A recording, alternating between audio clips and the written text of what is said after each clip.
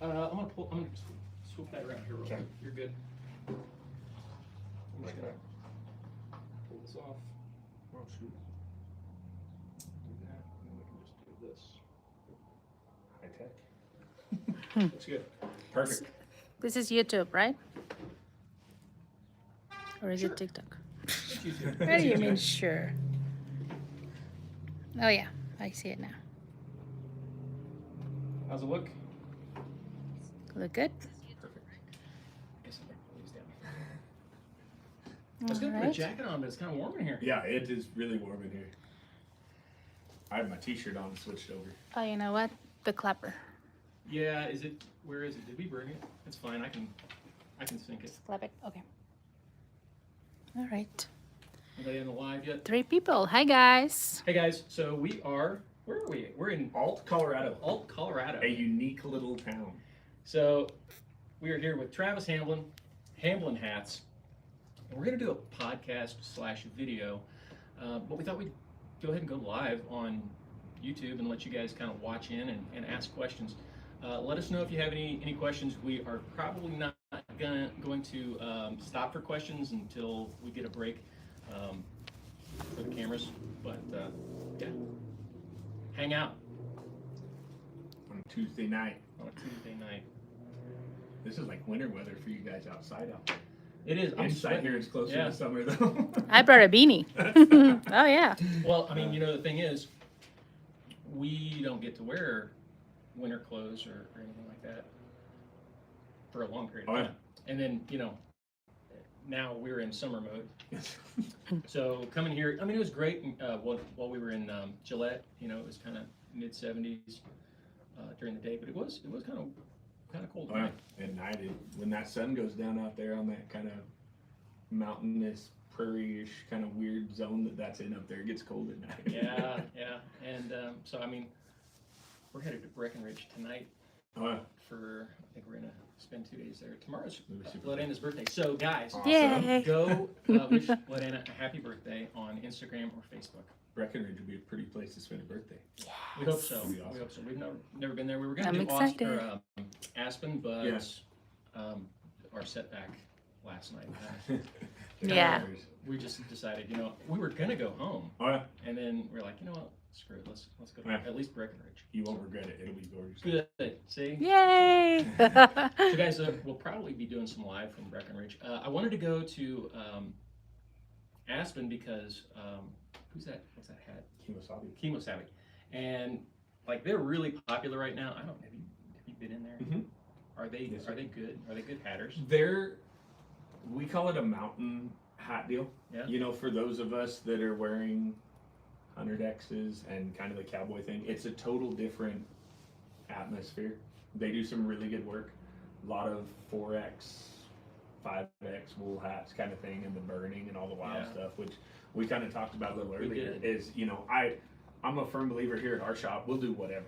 I'm down, and our slogan here is it's not really about a hat, and that's when we first started. I went to Red Steagall Okay. gathering in Fort Worth, and it was right about the time I was at a soul searching spot in life, and I went down there for the ranch rodeo and hung out with some friends and did some praying and kind of went through it. And I said, you know, I'm blessed with the talent to shape hats and to communicate with people, and it just so happens I think God uses steamers and felt to bring people together in a lot of ways. And so I won't knock a lot of those places that do that crazy stuff. I'll do it, and it's cool, just the history of the hat. And I like seeing people wear a hat. I've had people come down from Kemosabe that have bought a wild looking 4X hat that they burnt the snot out of it and did everything on it, and they came down and said, hey, I'm going to a cattle bearings ball, I'm going to the rodeo, and I don't want to wear my ski hat up there. Right. So it's kind of that gateway drug for them of, you know, just get a hat on them. And if they decide they like hats and it's something that they want to pursue, then they go to a Best Hat Store when they get home, or they come into Hamblen Hats, or, you know, we've talked about going to JW Brooks and going to a lot of these guys. And I come from a little different spot in the hat deal where I think there's enough heads for all of us, and knocking one guy's style or one guy's quality, but everybody's got a spot. They'd laugh at me and Aspen the way I do things, so it works good for everybody. All right, so that's a sneak peek of what you guys are going to see, and you guys might not see it all tonight, but when it drops, we will let you know. So I don't know, that's up to Lena. She's manning the live tonight. So we're going to start this, and so let's just do it. Hey guys, welcome back to Cowboy Cartel, the podcast. Today we are in Alt, Colorado. It is about, I don't know, it's halfway between Denver and Cheyenne. Yep. We're at Hamblen Hats, and I met Travis. So this is Travis Hamblin. Yes, sir. Hi. This is Travis Hamblin. Travis Hamblin. And so I met your kids. Well, we were at the Dust of a Carrot Yes, sir. concert up in, well, actually it was a music festival up in Gillette, Wyoming. Yes, sir. I got my oldest as a musician was up there, and the youngest wants to be a cowboy and rope, so it was a perfect place for them to go to while Dad was working. Yeah. So they were running a rope and dummy. Yes, sir. And I guess they had some jackpots and stuff going on over there. And we were really busy while we were there. I mean, I don't think we saw one song start to finish. We were videoing or running around doing something the entire time we were there. And we just happened to take a break right across from, there's a little table there, and we sat right across from your boys and the rope and dummy. And one of your boys came up to me, and he asked if we were, what did he say? He said, are you guys the Cowboy Mafia? Yes. Yes. And I said, well, the Cowboy Cartel.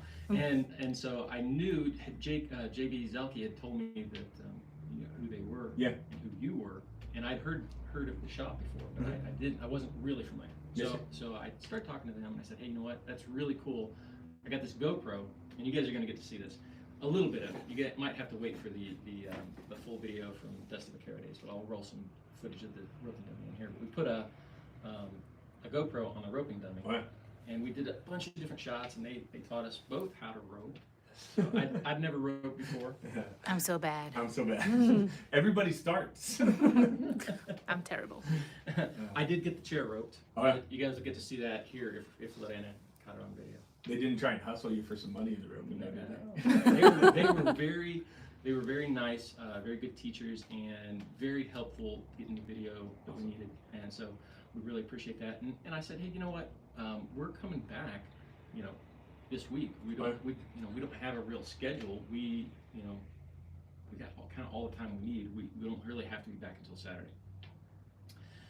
But you think your dad be interested in talking hats or letting us see the store, doing something? Yeah. And so he kind of hooked us Yes, up, sir. and I spoke with you on the way down here from Gillette. And what sold me on talking to you was your passion for hats and the history for hats, really. Yes, sir. Because it's not what you normally hear in Fort Worth. People, oh yeah, anybody can wear a hat. There's a lot of different perspectives, but you've got a unique perspective. Yes, sir. I'm a firm believer Texans are going to hate this. However, if you look up the history of the cowboy hat, John B. Stetson had gone to Kansas originally because he had TB, and he was fighting through TB. And while he was there, a group came up to him and said, hey, we're going to Colorado Springs. And I'm sure there's different interpretations, but the one I've always been told and go through, John B. Stetson was at the base of Pikes Peak and felted the first cowboy hat, which was the Boss of the Plains, and sold it to a cowboy coming through Colorado. So I always tell people, I said, the Danbury, Connecticut, and the back east kind of twist, they were doing all the European kind of hats. I'm a firm believer the cowboy hat, the first one that we credit, the Boss of the Plains, was built in Colorado. So that's a good piece of history there of why that passion comes through is, a lot of it, those guys were passing through here. And the Mexico, the vaquero culture coming up here, we spoke a little earlier about Mexico. Some of the coolest cowboys I know that I get to go down there every now and again rope with in Chihuahua. Chihuahua rodeo is just as popular as soccer. So the cultural thing of it is what really intrigues me, and it's not really about hats, it's about people. It brings all of us together. Let's talk a little bit about your history. So how did you start in the hat business?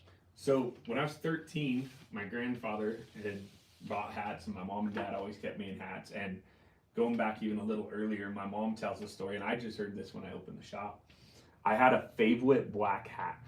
I had a speech impediment, and I've got a picture. I'll give it to you to throw up on there. All right. My dad's holding me in this black hat, and it is wore out. I mean, it is dropped down, and it is terrible. And where kids had a blankie, I had a hat. Mm-hmm. So I had left it at my grandma's house one time, and they had to go find that favorite black hat they had bought me at a Western store in Cheyenne.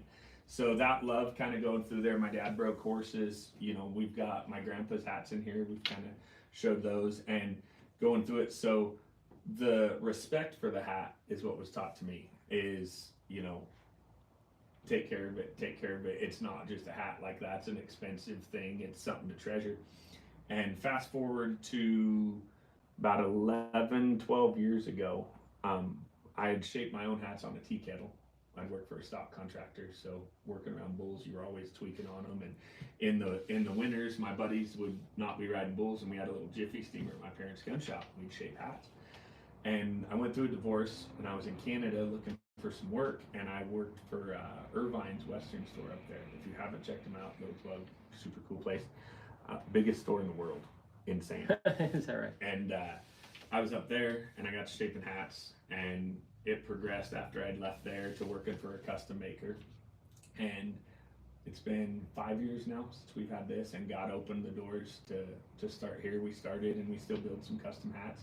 As well as I had seen what gives us a little niche that you don't see a lot of places is I'm a firm believer that everybody should have a hat that fits them. And just while we were working in here, a guy came in with a straw hat, and I mean, his face was over here, and I mean, he could shape it. You could shape the hat to fit his face, or you could learn to work the hat and get it where it's shaped.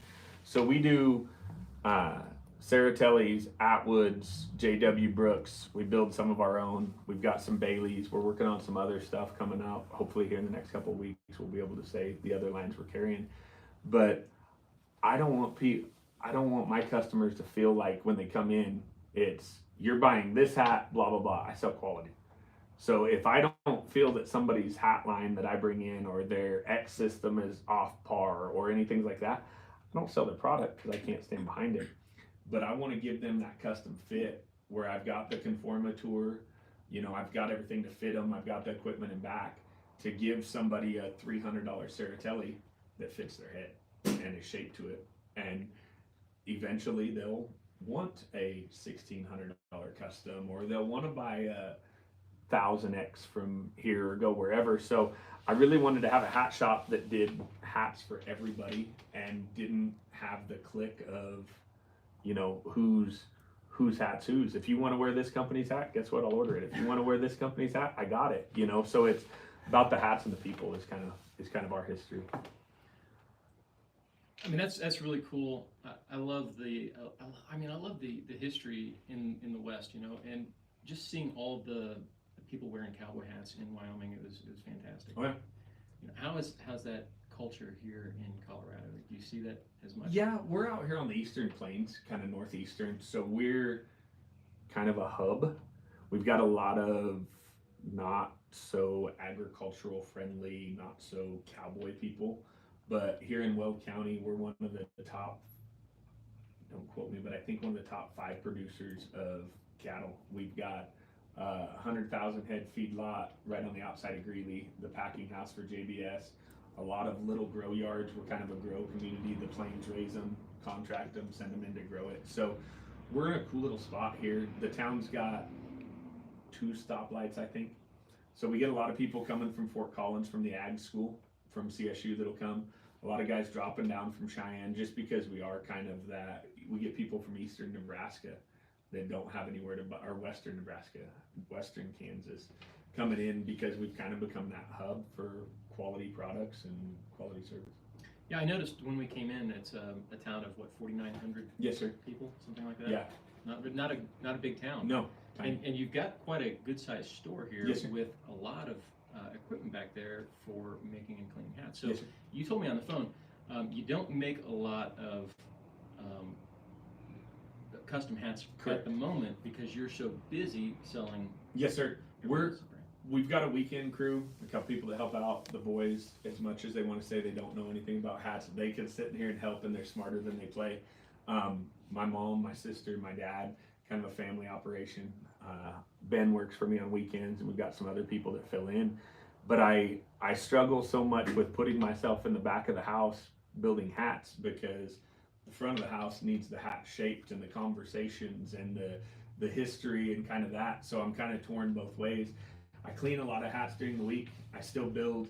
We build hats for some musician friends and those kind of things when we need to have some bodies built. We do a lot. I'm partial, but I think J.W. Brooks and the Atwood guys are building some of the nicer hundreds out there right now. And when it comes to fitting them, I can give them that custom fit. In, you know, a lot of the custom guys that are good friends of mine, so we talk about it, is there's a lot of stuff put on a custom maker, and the finish of a hat is super important. There's a lot of big guys and even a lot of smaller guys that can't get that fit in the finish on them. I always look, the number one thing I look at a custom hat when somebody brings it in and it's not fitting, or it's this or it's that, is the finish of the sweatband. The roll where it comes under, it's not flexed up here. And there's production hats that can't get that roll that's supposed, I say it's supposed to be on a hat, that push the sweatbands inside of the hat. We've talked about the gluing on of hat bands, $1,600 hats with super glue on them, or, you know, little things like that, and not knocking anybody, but that finish and that customer service and fit aspect is what makes the biggest difference to me. And I think a lot of guys are using a lot of the same bodies and are going really fast. They're not letting them sit and cool properly under a bag, so they're not getting that stiffness to them, and they're not letting them finish. And so that's our thing, is just having a quality hat. There are some factories out there that are making better hats than some custom makers, and vice versa. There's some custom guys that aren't making very many hats a year that'll put some of those mid-sized guys to shame that are only doing X amount of hats and doing it well. Yeah. Well, I mean, there's a lot to unpack there. Yeah. I'm trying to remember in my head as you say something. Oh yeah, we want to talk about that. You can interrupt me. I'm good about rambling. So just say, hold on a second, dude. No, that's okay. I want to let you get your thought out. So, talking about custom makers, to me, I've looked at a lot of custom hats. Yes, sir. And the best custom makers are using the same bodies as, well, most of them. Mm-hmm. Most of the best custom are using the same bodies that the major companies use. Yes, sir. So everybody's using, even Stetson Resistol are now using FEPSA bodies. Yes, sir.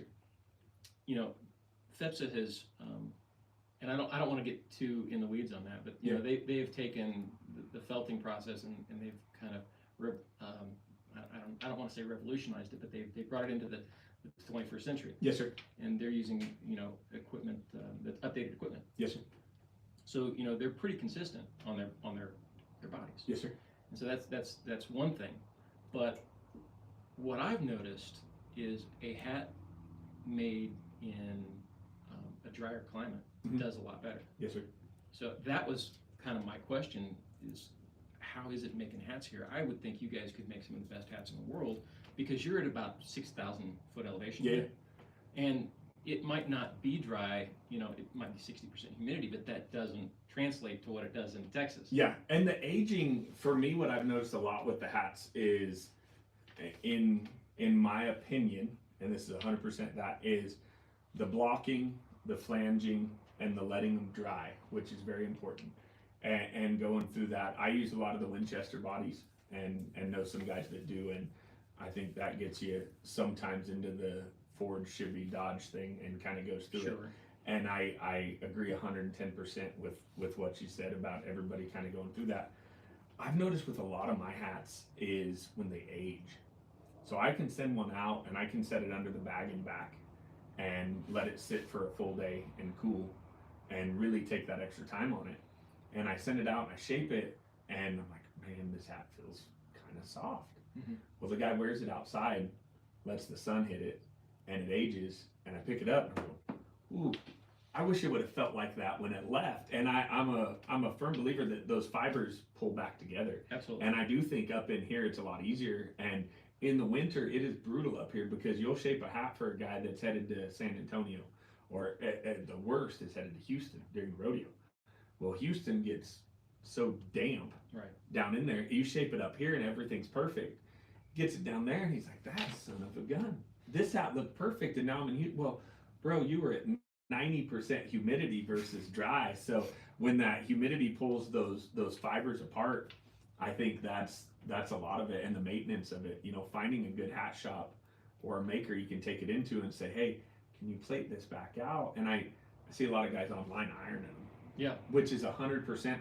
I've done it. I've gone there, but the thing is with that. That's what we teach. Okay. The best way to, if you have hard creases in a felt, Yep. the best way to get it back out, or if you have a felt that's floppy, Okay. the best way to tighten it up is to iron it. Yep. But you got to know what you're doing. Yep, and have a good iron. Yeah. I've seen a lot of these guys that'll take them, and I've told my boys when they're out on the road somewhere and the hat's bad is get that beach towel, put it on wool, and don't put any water in that iron, and just hit it with that and let it cool on the countertop or wherever. And I see so many people that'll pull that out, put the beach towel on there, and pull out their iron they use to crease their jeans, and pour that water to it. Well, that steam's hitting it, and it's such a wet steam that they go through there and they set it on the marble countertop and do it, and the water builds up under it, and they get through and they're going, "Why is it not? It didn't work like you told me." And going through that, and there's some really good irons on Amazon, some of the commercial steam irons. Yeah. That can go through there, and those processes and understanding. I've heard you guys talk about it on there is the quality of steam. Yes. You see these guys on TikTok, and we've all shaped hats. Guilty. I learned to shape on a tea kettle. I did it. But understanding that what takes me 5 minutes in here to shape might take you an evening, because just because you got steam rolling out of there or you poured some sugar in it, you're getting it wet. Yeah. And learning, you watch those old guys that kind of taught us how to shape on the tea kettle. Man, it was get this section of it done and move to this section and let it dry and go through it. And so many people see it and think of us as shapers, or go to your shaping school and then get home and we need to hurry. It's an art, man. Patience on a hat and letting them dry is. When we do a hat shaping school, we'll tell them, look, you are not going to come out of here in 2 days or 3 days and be an expert. Yep. We are showing you the technique. Now you have to go back and practice it, right? And if you're using a Jiffy, it's going to take you long. Yep. Right. And Jiffy's a great steamer at a good price for somebody who wants to start. 100%. Now, I mean, we love the pressure steamers, and you can't get me to use a Jiffy, especially on one of my hats. Yep. Right. I love them till they break. I spent a lot of time. I had one the other day I bought, and I spent a lot on it, and it had the water line coming into it, state of the art. And man, about a year and a half. Yeah. And I had to do a rebuild, and I was on the phone. They'd send me parts start of the week, and I'd finish them end of the week. And that's what I always tell the guys is, you can get one. And when I go to stores and kind of do some consulting, I'm like, blow it down. Understand that letting that water sit in there when you're shaping one a day, you're better off leaving it dry and going through that, and understanding those big steamers. Everybody's like, I want one in my kitchen. No, you don't. But, I mean, we've got 2 of them at the house, and we use them a lot. Yeah. Not as much as a store would. Right. But if you have a store and you're shaping one hat a week, you just use a Jiffy. Yep. And do that art. And I keep a Jiffy under the seat of the pickup. Absolutely. And I keep one at the house, and I keep one in every one of my trailers going somewhere, because I always told somebody, I said, I will guarantee you in a pinch, I can do everything I do on that big steamer on that Jiffy, as long as I don't have a line of 30 people and got to get stuff going. Most corporate type events or somewhere you're at, you can shape them, but it's figuring out where that dampness point is at, and even the socks on them and the sponges and going through it, it's just not as hot and pressurized. It's a difference between wet steam versus dry steam. Yep. Super saturated, steam versus. Put a paper towel over your favorite steamer or at your hat shop, and that'll tell you what the guy's got going. Because if you can put a paper towel over it and it's not wet, and they can hold it for 20 or 30 seconds, that shows you why they're shaping them so fast. So I want to talk about, I want to talk about a couple different things, really. Yes. I want to talk about your ability to recraft hats. Yes, sir. And you were telling me you can do anybody's hat, and you said you would do a 5X. Yes, sir. If it had sentimental value. Yeah, I'll do them. I always warn the people on those 5Xs because we all know my biggest thing I preach here is teaching people to feel the density of the fibers. Mhm. I feel for so long we've all felt for stiffness. Well, a board is stiff, but I let them feel the fibers, and I explain to them like in a Velcro situation where those lock together and the heat and pressure kind of brings them together. And I'll tell people on some 5Xs and stuff I get in, I've got a antique stiffener that's known as the magic sauce around here that I don't share with people. Is that right? And I can put it on there and I can get your hat stiff. I can go through this. But if you bring me a 5X and the felt's damaged, if it's Grandpa's hat, you're going to have to be patient with me and I will try and get it back. And if it's pre-shaped and the crown's at 5.5, or 5.25, wherever it's at, I can't get your cattleman shape back in it, but I can go through it. And I think there's some really good 7Xs from back in the day. Oh, yeah. And some 10Xs. We talk about this all the time, though. A 2X or a 3X from 1983 is about a 7X today. Yep. Well, Phil, you got to feel Grandpa's hat that's sitting back behind you. I didn't manhandle it. Yeah, I just kind of that 20 that was there, and it's Can we bring it? Yeah, you can bring it for sure. And it's that was my grandfather's hat. You can see the old AQHA Man, crease this in is it. thin. Oh, and a 20. And it was wavy. He used to shape it on the Jiffy. And Yeah. I kept looking across here and I tell people, that was my grandpa's hat from the 70s. And they'd Nice look day. at it and it was wavy. And so you can feel that. I just put that on my plater and back. So, I mean, what I noticed first is how thin the body, thin it is, right? Yep. So, I love to see a hat Oh. like that, and it's not super stiff. Right? No. But it's dense. it is dense. Those from the 70s, if there's a generation that makes my mouth water, those 50s, 60s, 70s, if you can find a good 100 from there, Yeah. man, those guys had it going on when they did those. 20 seconds. All right, we got to take a break real quick, and we'll be back with some more from Travis. Thanks. All right. Set the cameras. Perfect. I got some questions. Okay, let's take some questions from everybody watching. Oh, okay, sorry. I just got Yeah, no, I was going to ask you real quick, or I was just going to comment that this, to me, reminds me of a Stetson 100X, but it's still thinner than a Stetson 100X. Oh yeah. Yep. And so I traded for 100 from that era that a guy had won down in Fort Worth at a cutting horse deal. yeah, And the kid traded it to me, and his grandpa came in and says that wasn't his to trade off to you, and I proudly gave it back. did you reset or? Not yet. Okay, I'm gonna give me just a second here. So for those of you watching us on YouTube, guys, we are at Hamblen Hats in Alt, Colorado, and we're here recording a podcast with Travis Hamblen. There he is. You want to hit restart when Yes. you're ready? Oh, or do you want to answer some questions real quick? First, yeah. Yeah, let's do Or you some want- questions. okay. And then we'll reset. So, but maybe we'll record the questions. Wouldn't that be? Can. Yeah. Yeah, I think it's All right. better. All right. So let me just reset here and here. All right. Okay, we're rolling. Yeah. So, Mike K, he has two questions. First one is, Hey, he Mike. says,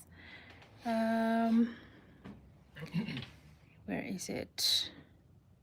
He says, cool display in the back. What is in that cabinet shelf? I told him there's a very, We're gonna get We'll to get that to in that just one. a few minutes. yeah, yes. all right. And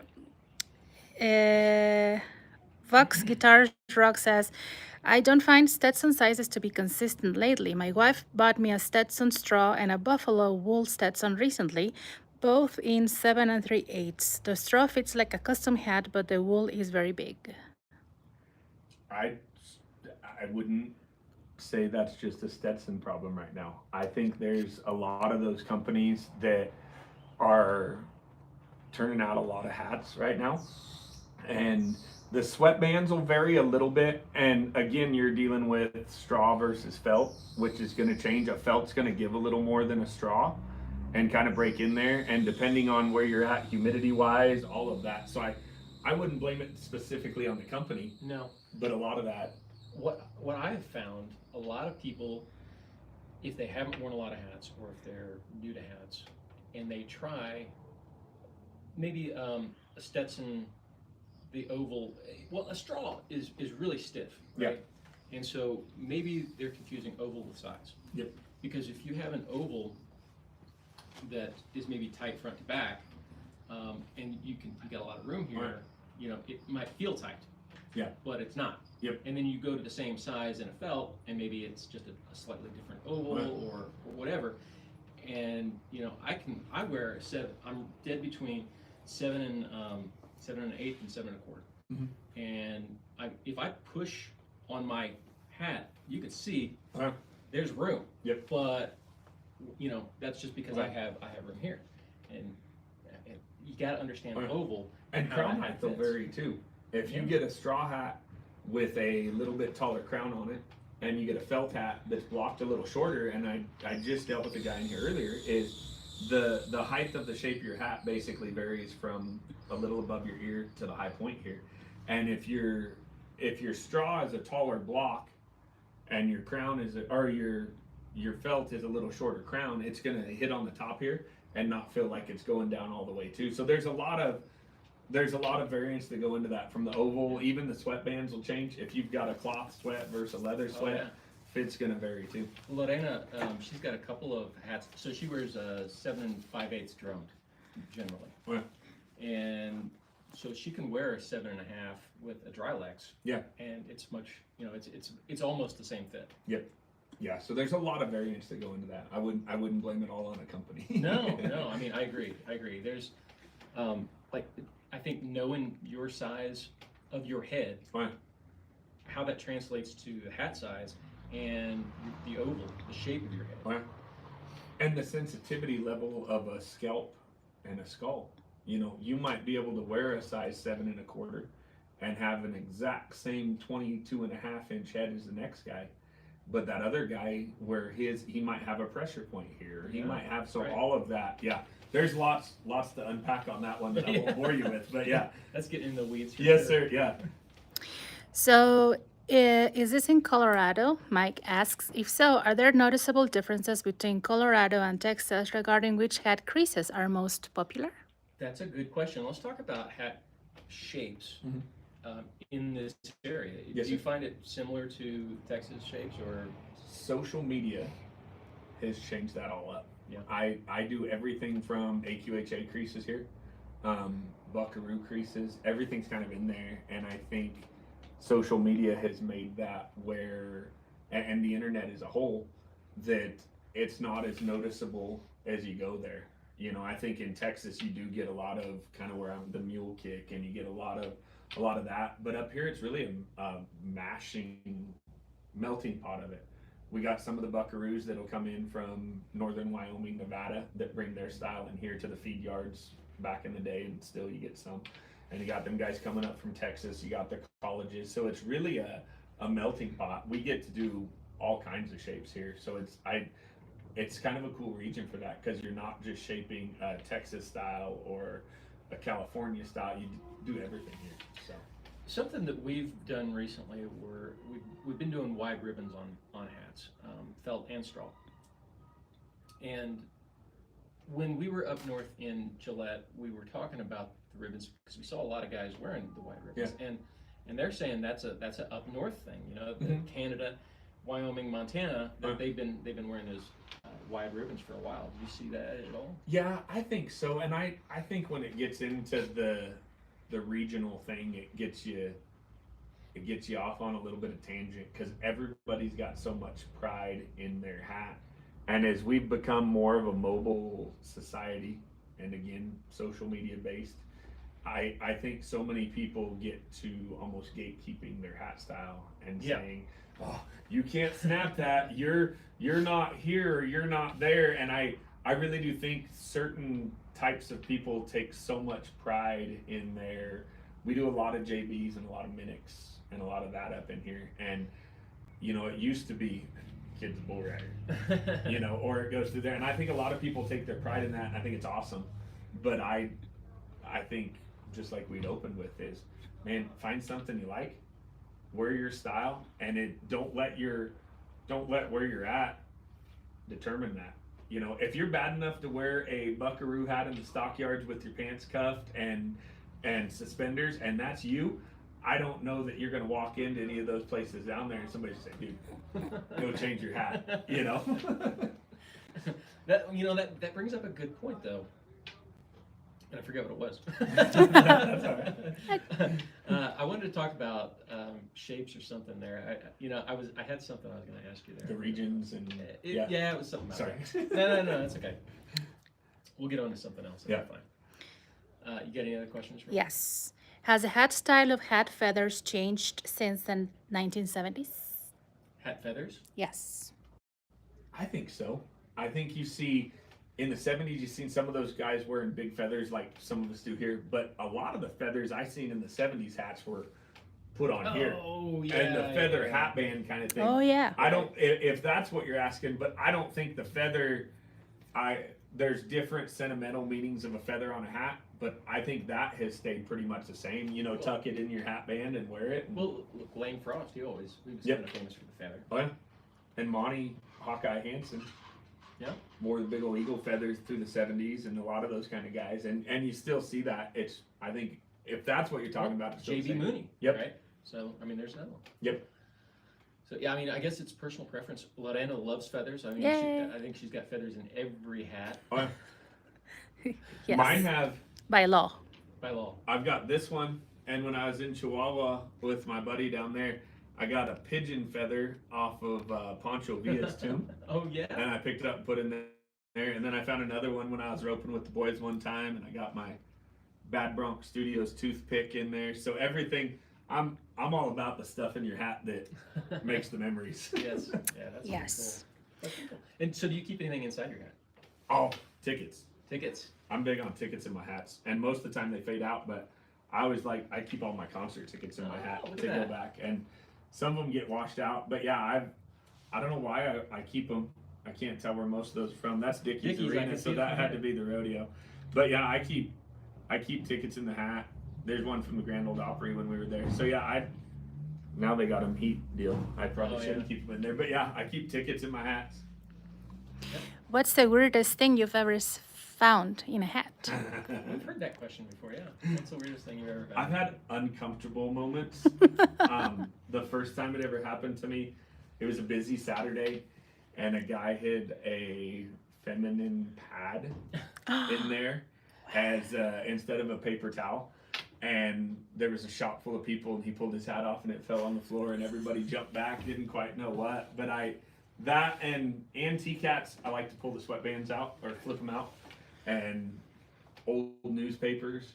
But my favorite thing to find in a hat is the old Hatters Union stamp. They had a sticker that went in them from the Hatters Milners Union. Is that right? And I like finding those underneath there, and if the people let me have them, I keep them back because they're just kind of cool. That's just part of that history that you don't see a whole lot in them. Well, speaking of old historic hats, you've got one right behind you. Can we talk about Yes, that? sir. I've got, pull it out. Oh, you guys are gonna love this. Yeah. So we'll roll some video in of the box, and it came with the original box. And did you get pictures of all of them? Oh, yeah. Okay, so we got pictures of everything. We'll roll that in here. But this is something really interesting, and it's not a Western hat, but it has Western legacy. So my dad is big on collecting antique guns from Browning, and he was at a collector's show and sent me a picture of this silk top hat that was gifted to Buffalo Bill from the city of London in 1904. And it has the box back there, and she'll show you some pictures on the inside where it's got Buffalo Bill. It's got 1904, I think it was February, where it was written in there, and WFC and some measurements on it. And you knew right away that it was a silk top hat. You see a lot of top hats, and very seldom do you see a true silk top hat. I've been working back and forth with Locke & Co. in London to find more information about it, because they're deep history over there.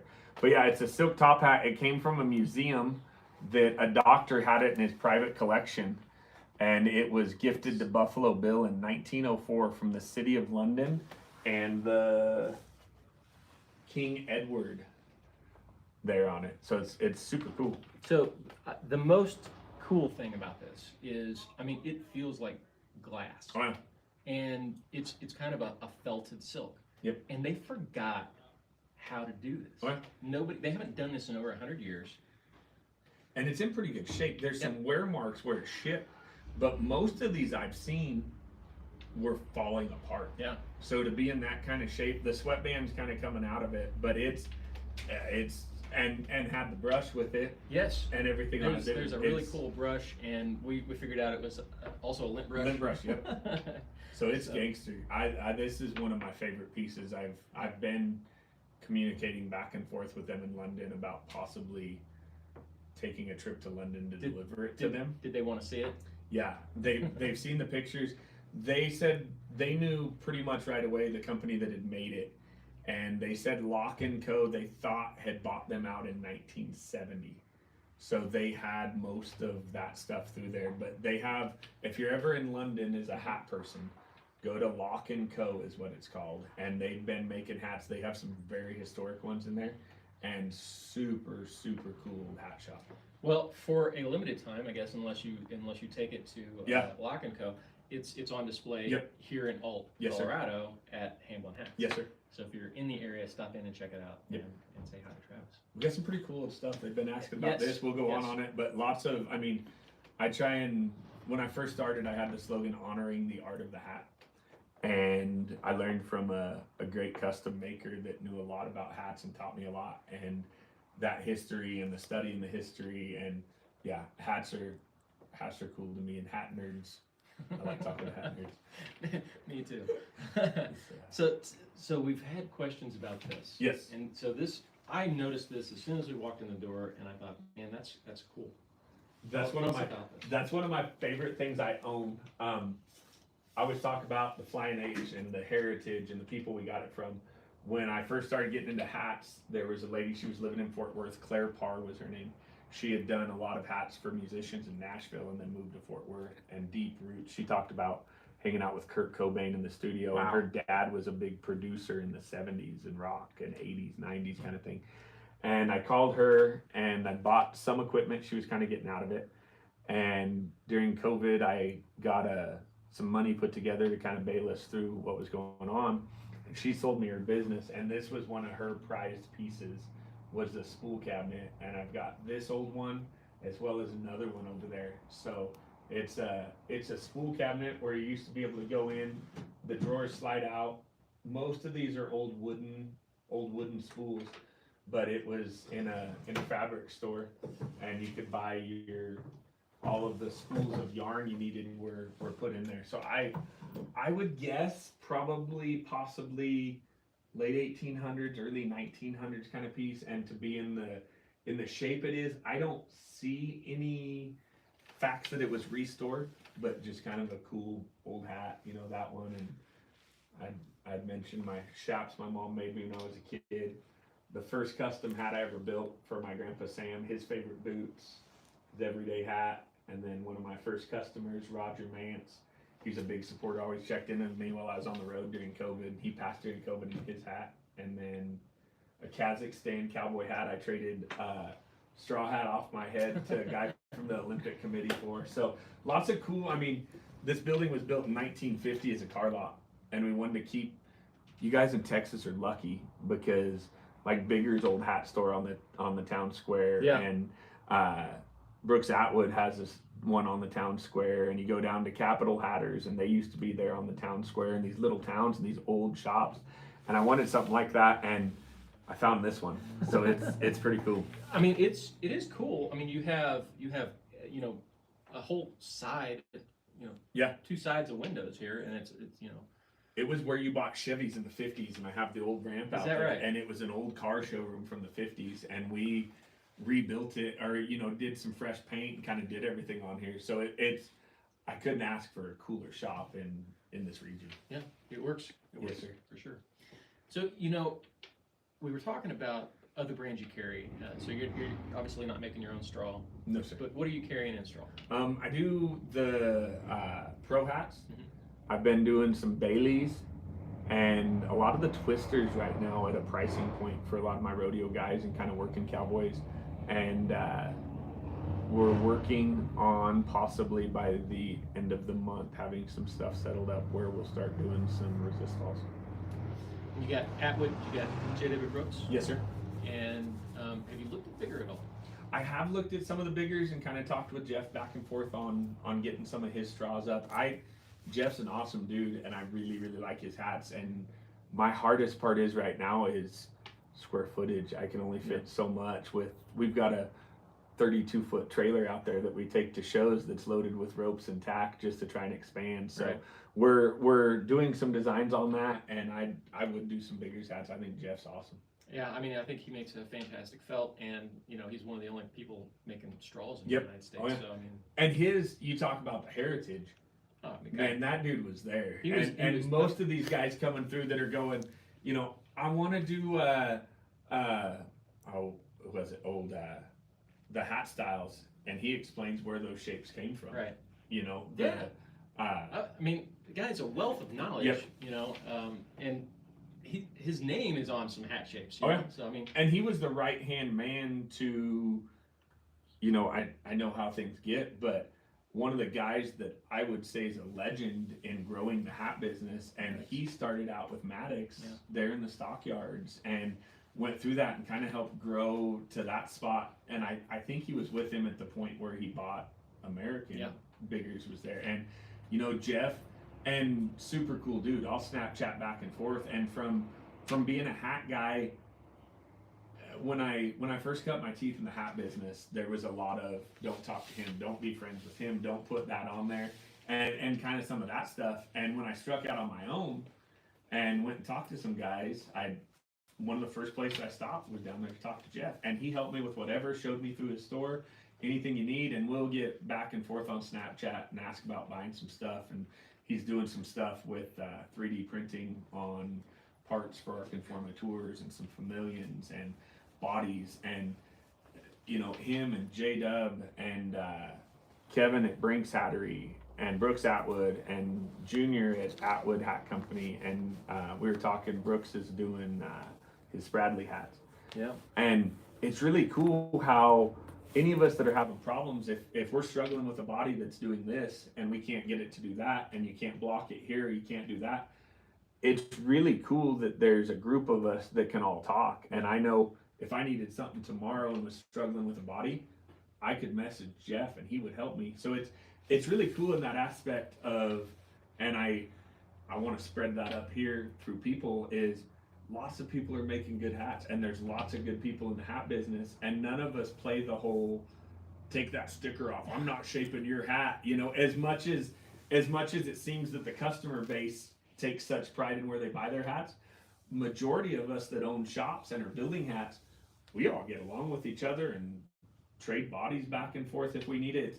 It's a cool industry. Well, I agree with you 100%. Jeff has been great for us. I mean, like I said, he's just a wealth of knowledge. Yep. And he was there Yep. on a lot of this stuff, and so we really appreciate him. I have found that there is some of that. Oh, Don't talk to this guy, Yep. or don't talk to that guy.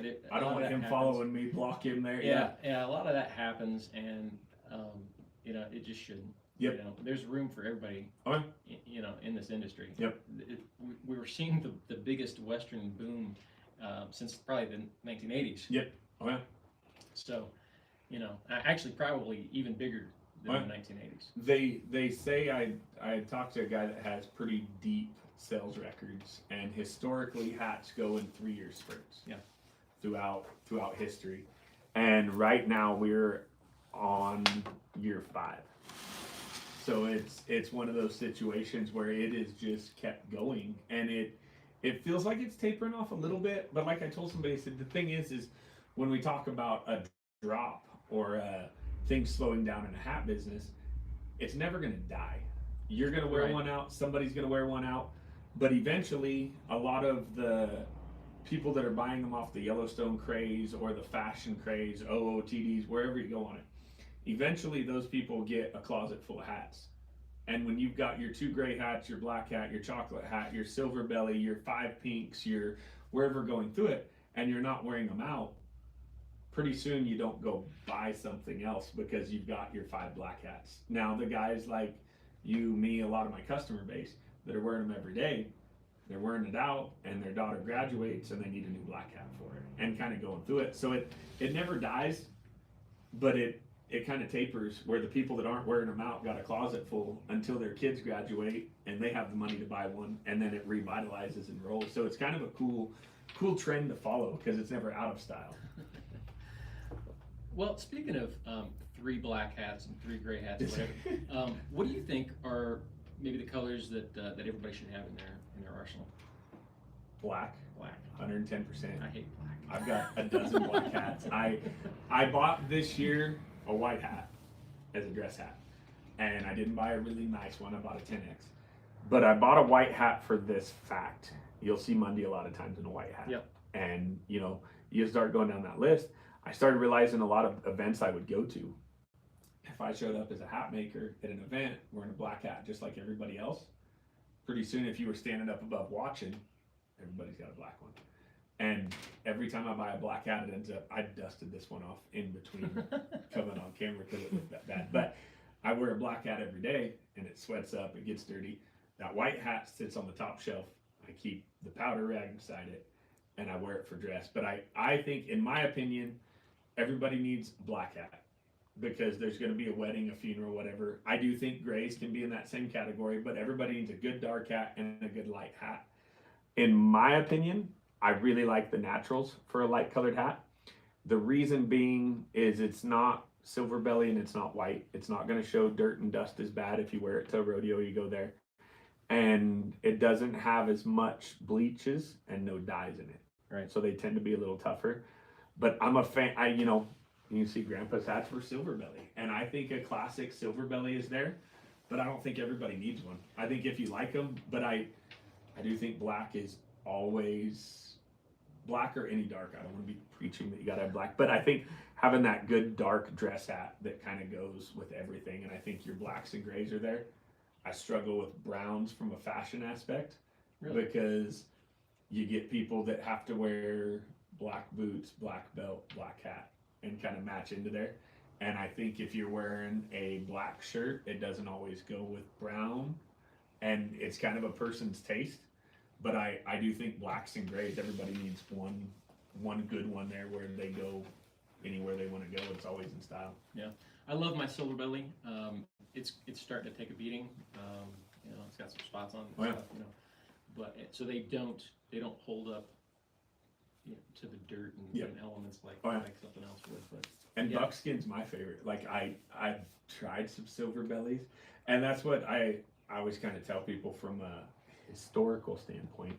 Silver belly has varied as a light color. Yeah. Even Saratelli's silver belly that they'll send is a buckskin to me. Really? And you look at historically in Stetsons and Resistals, their silver bellies have gone from everything of almost a white to almost a blue kind of tint to it, and going through that. So I always tell people when they call me, like, I want a silver belly. Yeah. Can you specifically, because to me, that's a bone, a buckskin kind of thing. I don't call that silver belly if it's got kind of that yellow, pinkish, kind of that tan tint to it. Yeah, so like an American silver belly has that pinkish hue to it. Yeah. That's how I always describe it. So what do you consider the silver belly? Like the silver sand? Kind of the blue, kind of that silver sand, almost the blue, gray, light color to it. If you guys don't see colors like we do. Yeah. No, so the silver sand is a cooler color. Yes, sir. And it looks cooler. It looks cold, and you feel the blue hue on it, right? And the silver belly is kind of a pink. Think of the khakis from World War II. Oh yeah, the pinks. You ever want to know the difference in them? Set a bride to be down with her groom, and let them explain to you what the colors are. Because I always tell grooms when they come in, your bride was dreaming of this hat long before your parents were probably dreaming of you. Like her mom was dreaming of it for her, kind of thing. So that's where the colors, and there's guys that aren't as picky and just want a light color. But I'm with you. Like when I look at, I'm like, that one's not silver belly. That one's silver sand, and going through it. But yeah, I think those lighter colored hats are really pretty for dress and go in there. But I've always been taught through the years that when they bleach them, to get them that light color. Yeah. When I build a white hat, I built a white one for Stock Show this year for their Citizen of the West Award. It came to me yellow. Yeah. And you finish it and you're going, this isn't. And then at the end, when you powder it, it all comes together. But that bleach to me is what takes it out. So if I can talk somebody into it, I think that natural is always a good dress hat if they're going to be wearing it hard. If they're going to take care of it, go light. I think silver belly to me is a spring and early fall color, when it's still warm out. And that, I don't know, that's just how I tend to wear it, right? Oh, yeah. When it's warm enough, that I can get away with, wearing felts. Oh, yeah. The lady at the Sixes used to not let any of her guys wear dark hats. Really? So they all had to wear light colored silver bellies or lighter because bad guys wore black. So you see a lot of the guys at the Sixes, and I don't know what the era was or how long she'd owned it, but that's where they'd wear. And I get a lot of cowboy guys that will wear a lighter colored hat in the summer because they say it's lighter color, so it's not as hot. And I tend to wear felt longer than most people. I will wear it to an event, or if I'm going to be inside all summer long. I don't care if it's 105 out. But I mean, if we're going to be outside, I tend to wear straw. I'm a terrible human being. I don't wear straw hats. I wear, and it's cooler up here. It's a little different. I'm with you. But in the summer, I've been at 105 announcing in a crow's nest in eastern Colorado, and I had an old cowboy from North Vernal, Utah, and he had sent his guys out, and this really makes sense when they go through it. Is you look a lot of them guys down in the border towns, black hats, white cotton shirts, button to here, and 501s. They wear what that is. And an old timer explained it to me. He said, what makes you hot is the sun. Yeah. So if you put a straw hat on that is lightweight with lots of breathing so the air gets to it, the sun gets to it. And if you're follically challenged like I am on the top of your head, and even on the people's faces, you'll see if they wear probably one of the most popular hats right now is that jute style. Yeah. And you can see guys that have wore jutes all day will have almost like a lace pattern if they're really out in the sun and not getting any shade. So I'm a big proponent of felts year round. I don't fight people about it, and I don't get in those arguments with it. Don't tell me when to wear my hat, and I won't tell you when to wear yours. Now, when it's snowing up here, nothing drives me nuts worse than to see a guy wearing a straw hat in a snowstorm. That's a pet peeve to me. Yeah, I'm not a big fan of wearing straw in the winter. Yep. But I won't mock him or say anything to him, but I'm with you. Let's so Lorena's resetting cameras. Yep. Let's take some questions. You got any more questions? Yes, we are. 25 people are watching. Sweet. That's not bad for not even telling them we're going to be live. Yeah, just jumping on there. So say, Nicotine break. That's sweet. oh, where is it? Well, you were talking about people having closets full of hats, and Vox Guitars Rock says that works for him because usually he gets a great deal on Facebook Marketplace. Yep. Oh, yeah. You know? And there's a lot. I talked with a guy the other day. If you're ever on eBay, and look, there are a lot of hats from the 70s. Not a lot. I'm just over a 7 3/8. You see a lot of 8s and quarters through there, but that's where we're talking about having closets full of them. A lot of those guys in the 70s, you look on eBay, they still have their hats. They weren't wearing them out like the feather thing we talked about. Yeah. There's a lot of that, and that works perfect on Marketplace for those. I would love to find some of those old hats, but a lot of people have been snatching them up. They aren't cheap like they used to be. No, and well, they think they know what they got, right? Oh yeah, and they bring them in. And my favorite one, I seen one today on Facebook Marketplace that said 100% beaver, and they showed the picture of it, and it was an older Stetson, and it said 10X in it, but it wasn't quite old enough where 10X might have been pure, and yeah, they went through on the whole thing, and I was like, somebody's trying to get $100 out of a 10X 60s hat, and then they bring it in. I bought this 100X on there. It's pure. Well, look, it says made from genuine fur. It doesn't say beaver and going through it, but yeah, that's like you said, it's hard on there because those hats used to be $20 somewhere. Yeah. But I seen somebody pick up a handmade one the other day at a repurposed kind of hipster store in Fort Collins, and paid $25 for a handmade pure beaver. Wow. I was like, where was I for that one? Did you wind up refinishing it, or? She just wanted it reshaped. Okay. It was pretty close. They just had it stacked under another stack of hats, under a stack of jeans kind of thing. So we tuned it up. I have another question here. Yeah. How do people keep their ears warm when it's cold in the winter here while wearing a cowboy hat? There are some pretty cool companies that make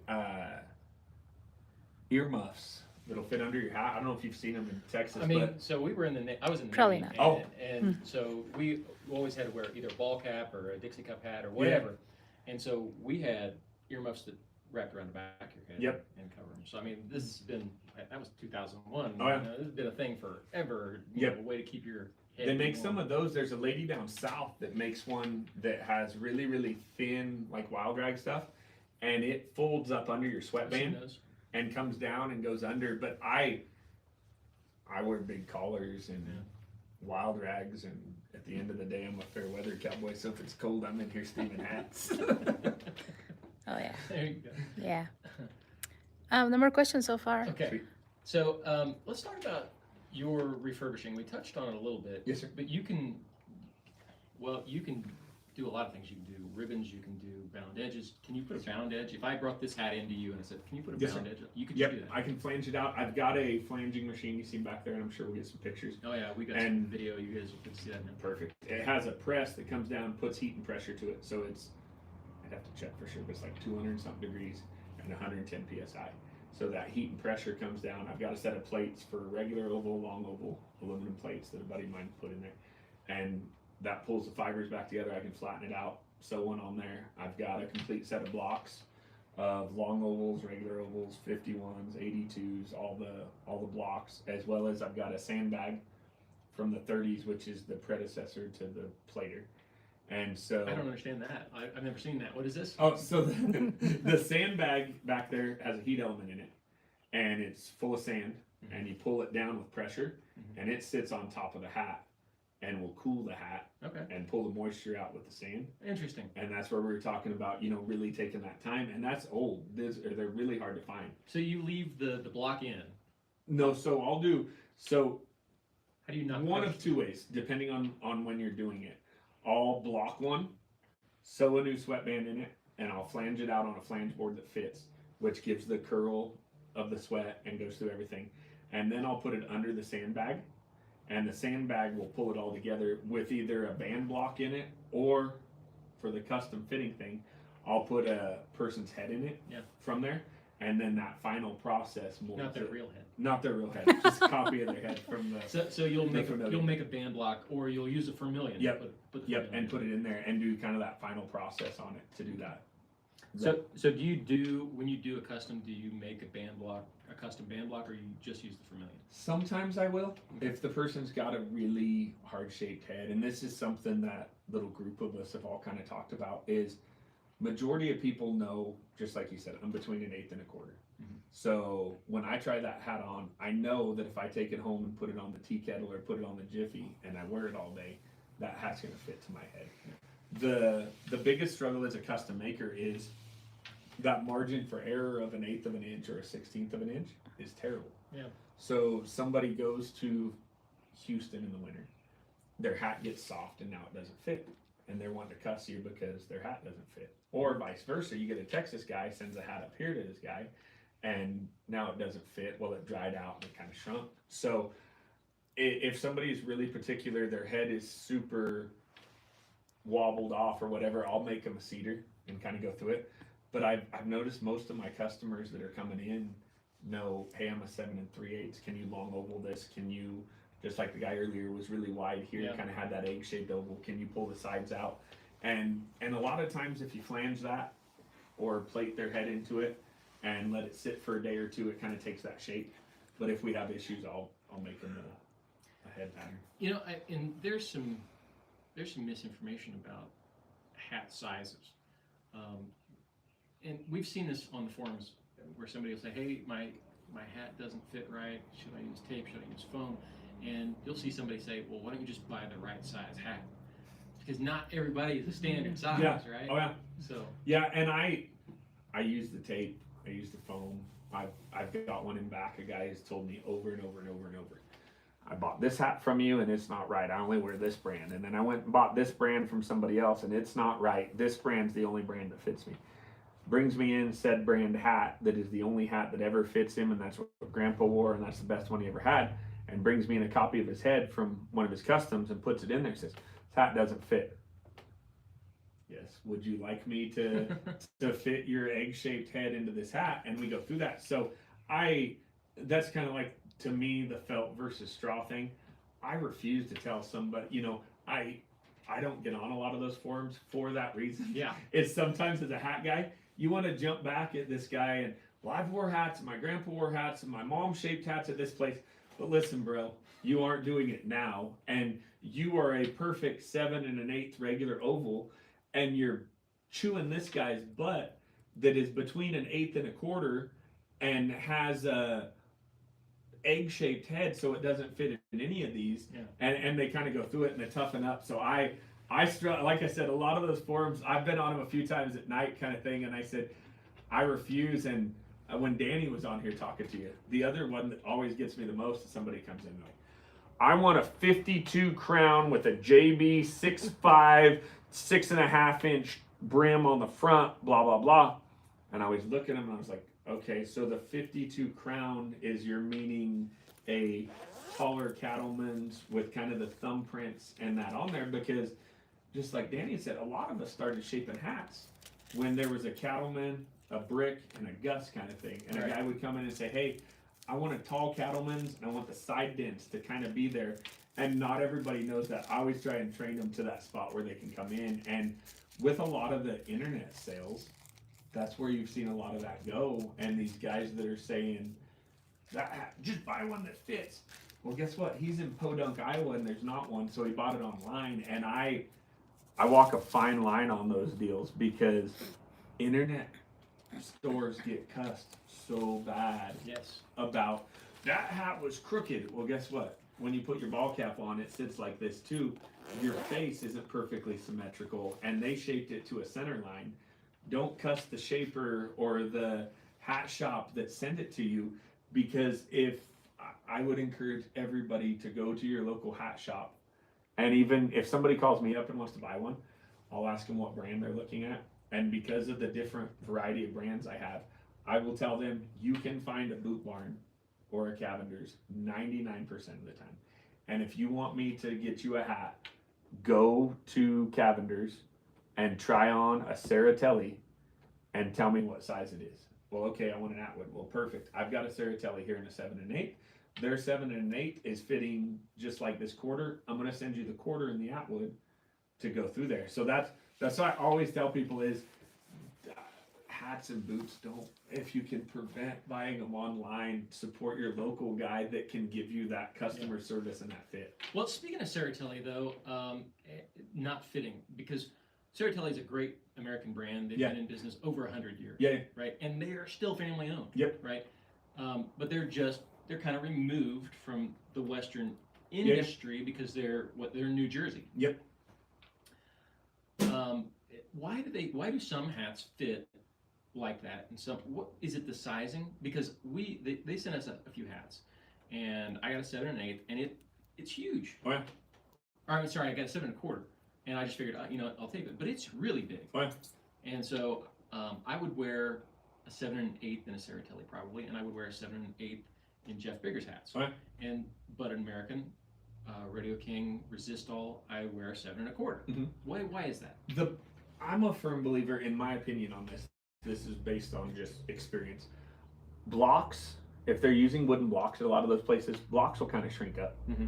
And those companies that are turning out a lot more hats, in 100%, this is opinion, so no emails. This is just T-Rav's opinion for the day. You get companies that are in a hurry. I would bet you that if you take every one of Bigger's hats, it's going to be same block, same everything, it's going to be there. That quality control of where he's going through. When you get to bigger companies, and there's just not bigger companies, but when you get to larger companies, and you've got a stack of 7 1/8, a stack of 7 1/4, and a stack here, and they're mass producing, there's always that chance. The second thing, from a hat maker standpoint, majority of the fit of a hat can vary on how the sweatband is sewn in, Yes. and how the sweatband is built. You can take a 7 1/8 hat and have cookie cutter sweatbands sitting there that are cut on the deal, sewn together, done everything the same. You're dealing with leather that has this, can go through this. The way you hold that hat going through the sewing machine can change the size of that hat. So I always tell people, there's no such thing as a mass produced hat. At the end of the day, there's finishing that's done mass. There's sweatbands that are cut mass. They can use equipment to block. They can use the flanger, the plater. They can do all this mass. But at the end of the day, everyone I've seen, somebody is on a sewing machine. Yeah. The old Singer 107 sewing in there and going through it. And majority of hats in the United States are mass produced by people working in a factory. They're still touching it. Their pouncing machine might be different. The way they pounce it might be different. There's automated pouncing machines going through this. But god dang, there's still people building these hats. And you talk about New Jersey, you know, Rodeo King's back there. So is Saratelli. And you go through Texas is where most of these hats are being done at. You know, majority of the ones I've got. And even Saratelli for a while had an office in Texas. Yeah. Because they were going to that. And they're doing really good right now going after the cowboy industry. Getting Rocker Steiner and picking up a bunch of those guys and going to, they aren't grabbing the classic cowboys, they're grabbing the new ones that are coming up, just where, you know, Keith Maddox always said brand your calves. Yeah. And Americans started going to the high school rodeos and junior rodeos and really going through that and going after the younger kids. Saratelli is really building up a name with the younger crowd going through there and building some pretty good hats. I got a Saratelli 6X years ago in a silver belly just to see if I would like the silver belly. You know, I thought it was a great color, but am I going to wear it? Am I going to like it? And so that was my kind of a trial hat, right? Yeah. Because it was reasonably priced. Yep. It was a very good quality. It was made in America. What? And as a matter of fact, at the time, and I may have said this, I thought, and I probably said this when I was working in a hat store, I was like, you know what, the Saratelli is a better hat than the Stetson Resistol 6X. But, you know, it doesn't have his name, right? What? People want that Stetson. Yep. They want that Resistol. Yep. But I thought it was a better made hat. Well, I when I first started doing hats, we talked about being up in Canada. And they were big on Americans, and I had talked to Mundy, and Mundy has been one of the driving forces why I'm in the hat business. He is a great friend, and I had called him as a single dad, and I had an opportunity to go back into the roping dummy business or go into the hat business. And Keith says, you know, hats are always going to be around. He says, go work in a retail store, raise your boys, be there for that first half of their life, and then everything else will work out. And gave me that advice. And I'd called him when I was working in Canada, and they were doing a lot of Americans about merchandising and getting into it. And he said something that's always stuck in my mind is let them feel it. How you lay your hats out, top shelf, having your 1000X, stepping down, and let people feel it. And I'm a big proponent of that. When somebody comes in and they show interest, I geek out, number one, and I go grab the best hat that I've got in the place, and I say, feel this. Yeah. I'm not at all trying to sell this college kid a $1,600 hat, but you can't understand the 5, 6, 2X if you haven't felt 100X. And so many stores, I think, and where I struggle, we've talked about kind of my passion for hats, is I see so many of these stores that are still selling X's and brands. Yeah. Instead of selling the touch of them. And you can't expect a guy to move up from a 5, 6, 7, 10, 20, 50 to 100 without him first feeling that 100 and going, this is what it's supposed to feel like. If all of us never got to drive dad's new pickup when we were in high school, we'd still be driving those old beaters because Right. we didn't know what a good one was. And I'm a firm believer that a lot of that is being lost in the same way it was in the 70s with the marketing, is a lot of these hat stores are relying more on their shaping and their razzle dazzle instead of understanding that there is a huge difference between a 5, 6, 7X in brands. And in some brands, there's not a big difference between a Right. 5, 6, and 7. It's a sweatband buckle set that's changing the $20 to $50 instead of the feel. So I think that's really important. Is if you want to buy good hats and you want to know about hats, go to a hat store that's got 100 that can explain to you the feel, even if they'll hit it with a little bit of steam and let you feel that flex and feel what it changes to. But your hands will never lie to you, no matter what. Yeah. Once you feel a good one and you feel the crease on it, Oh, 100%. your hands will never lie. You know, I mean, I love American Hat because they make some of the best hats that are readily available to everybody. Yep. Right. Right.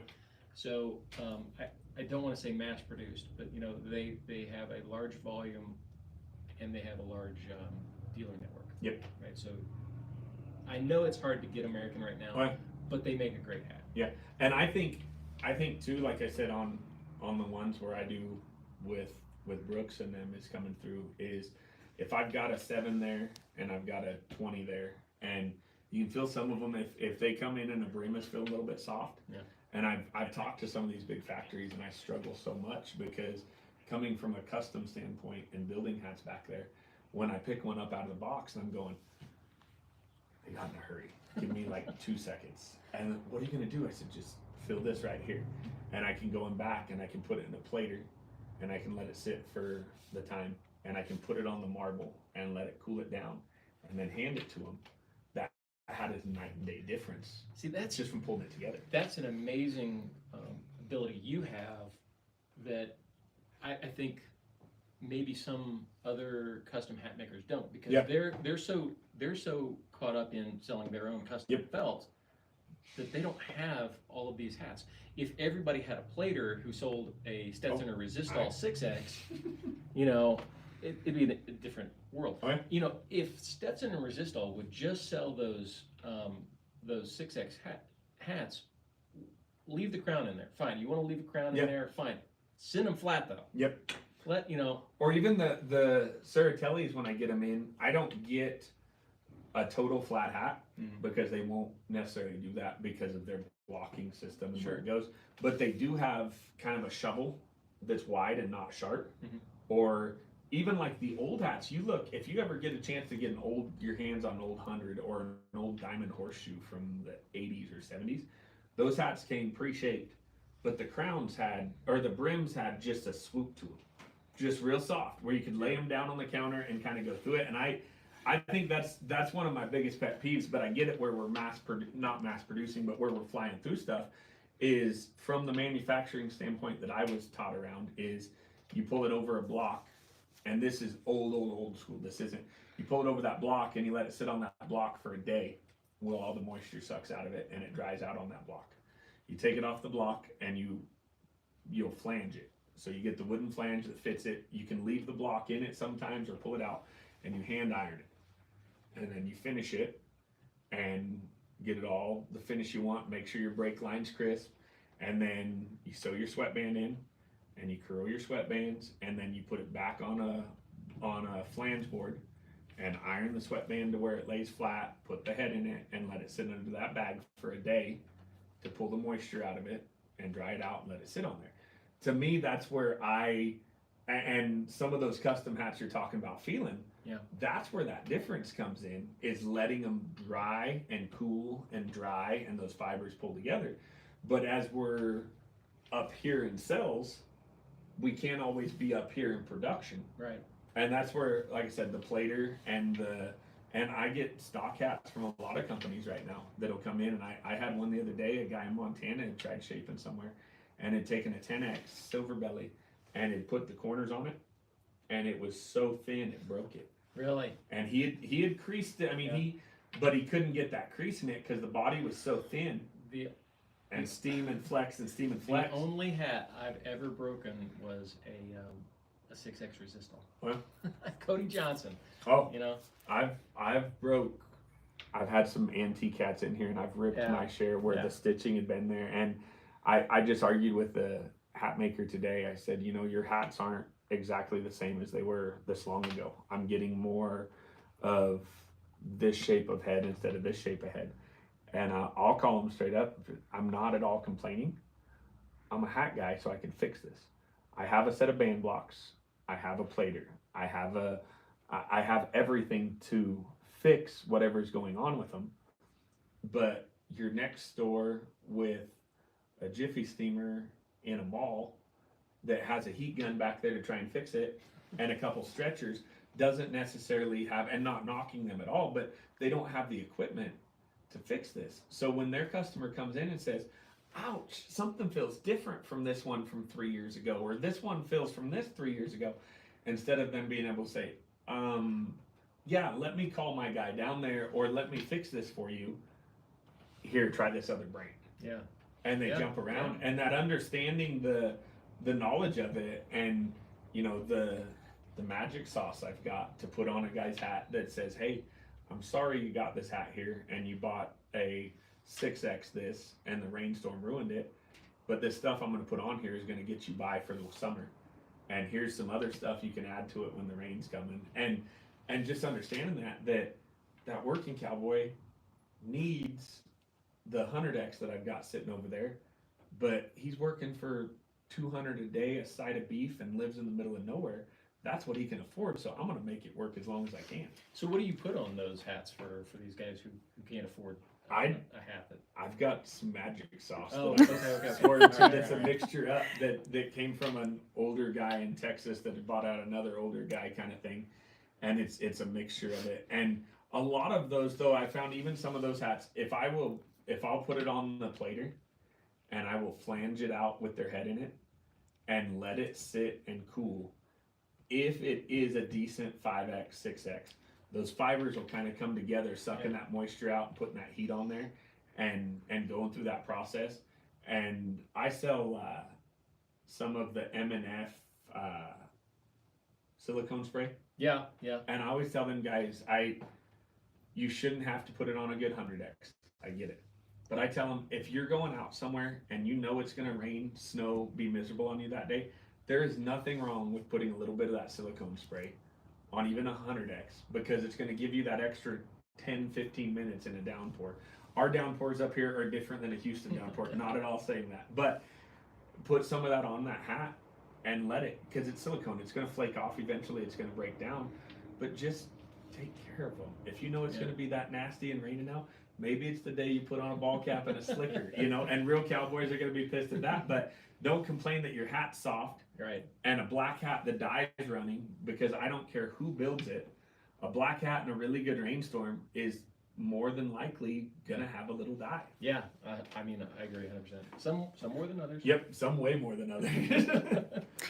Looking at you, 20X resistal. Oh, sorry. We got 3 minutes, but I think you guys want to answer some questions before Sure. we reset? Yeah. All right. How do you choose a hat color? Just by feel or by skin color or hair/beard? I always tell girls when I start dating them that I know a lot about color palettes and eyes and color of hair, but that doesn't make me not like girls. And working in here, I've always said, I will look at a dude, the biggest, burliest dude that's been in here, and say, listen, man, this is going to be really uncomfortable for you, but I want you to try this. Look in the mirror and watch what this does with your complexion. If you take a buckskin hat and put it on a really pale complected, red-headed person, it washes them out. They're not going to have that confidence. Now, if a guy comes in with real pale complexion and red hair and says, dude, I want a buckskin hat, I'm not going to talk him out of it. Right. But if I take him to a natural, or if it's a woman, I had some really, really pretty dark green hats in here, and I always tell them, I'm not going to tell you the color of this hat. I want you to put it on and look in the mirror and watch what it does to your eyes and hair. So I'm a firm believer that color only matters if you ask me. Yeah. I'm not going to tell you what color to wear. I love my silver belly, but it washes me out. Yeah. And I don't care. Yep. Yeah, I wouldn't. If you ask, I'm going to tell you. But at the end of the day, I think when I first started shaping hats, I didn't think women belonged in hats. This was a decade ago, and you didn't see women wearing hats. A lot of the women I'd been around would get their boyfriend, their husband, their dad's hat out from under the seat of the pickup and put it on. It wasn't them. It was a tool they had to wear. Mm-hmm. As it progressed, and I started putting hats on girls that were theirs, and they were confident, Mm-hmm. and it matched what they were wearing, and their smile lit up, and it was them. It changed, and I'm a firm believer in that. If you wear whatever color makes you feel comfortable and makes you look good, if you ask me, I will talk about hair and eyes and complexion. There you go. Another question here we have is, what is your opinion on non-US people rocking the cowboy hat? Should we wear open roads? No, I wear what you want. I think wear yours and be comfortable. I think that's the coolest thing about the hat. I missed that question. I'm sorry. What is- What's your opinion on US people rocking the cowboy hat? Should not we? US people, right? Yeah, non-US Non-US. people. Yeah. Should we wear open roads? Ooh. Anything but the open road. I think wear what you want.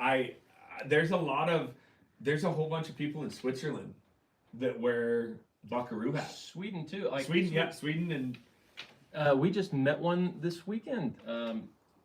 Mike from Sweden was wearing a buckaroo and flat brim. yep, short crown on it probably. Yeah. Yep. And I've got some friends in Europe that own hat stores, and AQHA is super popular over there. You know, the Rainers wearing the old school, and I tell people this all the time when they come in about Western hats, is especially here, there's cowboy hats and there's Western hats. If you feel that hat is too cowboy for you and you're not cowboy, put it on thinking, I live in the West, I can wear a Western hat and go through that. And I love hat nerds for that aspect. If you want to wear a 5-inch brim that's shoveled out and you're not from America, own it, and that's your style. I don't think it has a region. I don't think it has a region. Well, wear a hat and study what it means. We tell everybody, a lot of people who never wore anything but a baseball cap get into a cowboy hat and they want that 3.5, Right. 4-inch brim because, it looks too big. Yep. You go bigger, right? They just, it's just too big for me. It's not, it's Yep. not. I wear 4.5, and every straw I have is 4.5. Right. And I don't think anything about it. Yep. And I don't wear 4.5s.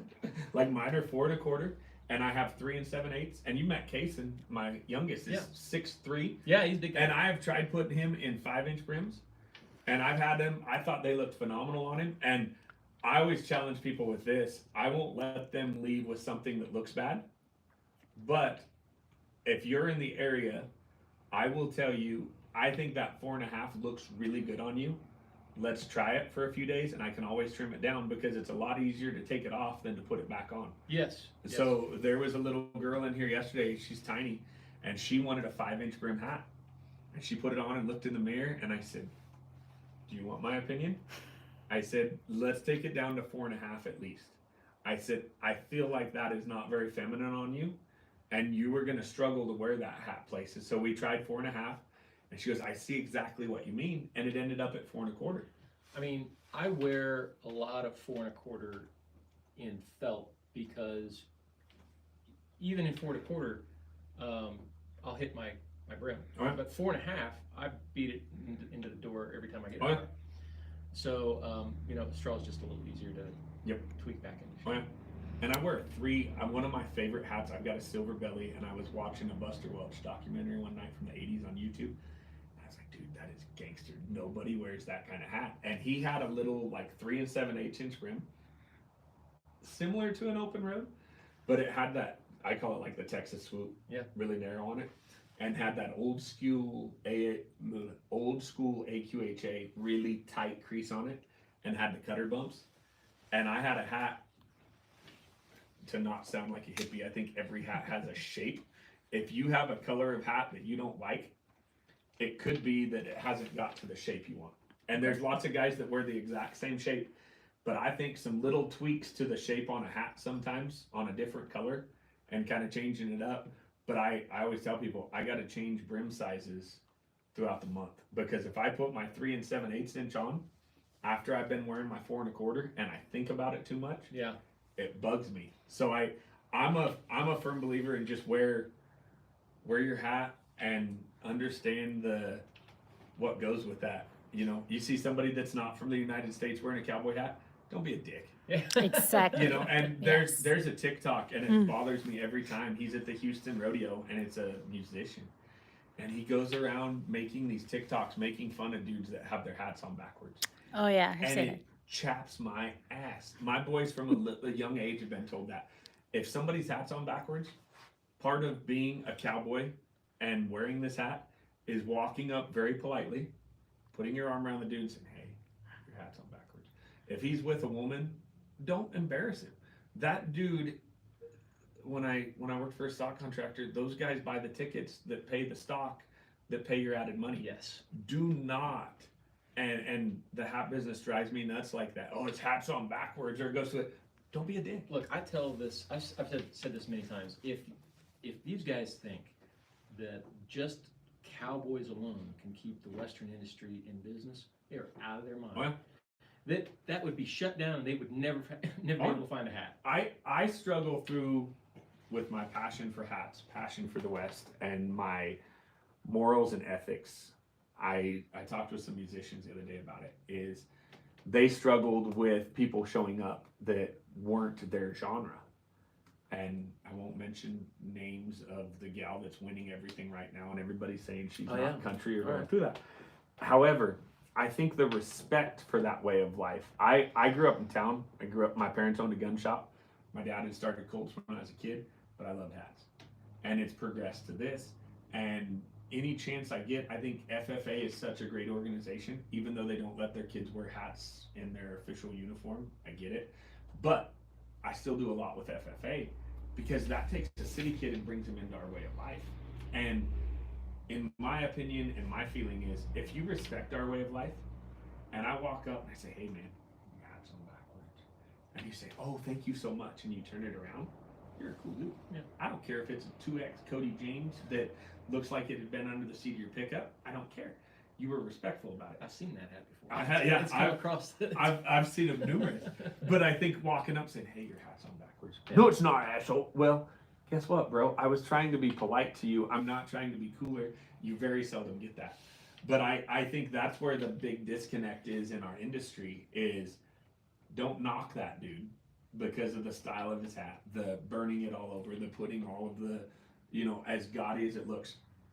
Treat him with respect.